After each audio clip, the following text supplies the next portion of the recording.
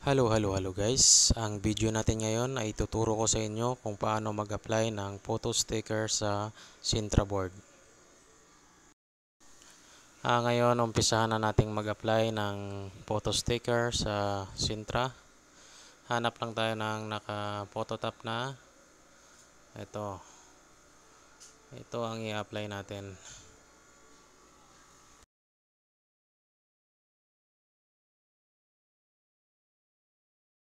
Una, punasan muna natin tong Sintra, baka may mga alikabok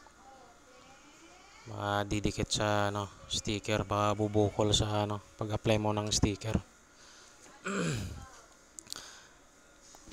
Ngayon, balatan lang natin tong sticker, mga 5 seconds, minsan 5 minutes.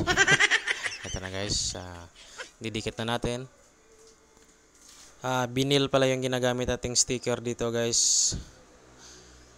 Ngayon, ka-apply na tayo. Itong squeezy muna ang gagamitin nating pang-apply guys. Tapos ipapakita ko sa inyo kung okay ba itong squeezy gagamitin versus yung tela. Mamaya yung tela naman ang gagamitin natin. Tapos papakita ko sa inyo kung anong result para may pagkumpara natin kung anong mas magandang gamitin sa pag-apply ng sticker sa Sintra.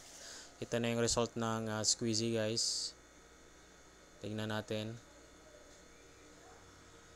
Yan, may nagbabubble siya guys sa gitna. Hindi maganda gamitin ng squeezy. Yan ayan, tinuturo ko. Malabo nga lang, walang ilaw. Yan lumulobo. Kasi parang may hangin na iiwan. Tapos ngayon, tela naman ang gagamitin natin.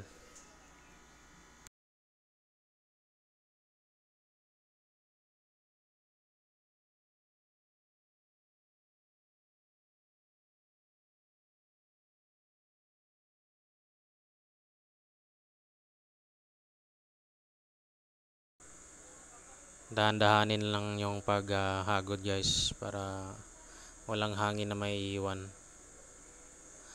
Kagandahan dito sa tela na didiin mo, kaya smooth yung pagdikit niya kaysa ron sa squeezy. Kahit bagalan mo, hindi mo napiper sa lahat, bali yung gitna lang na didiin mo dun. Ito lahat talaga. Tignan natin ang result nito.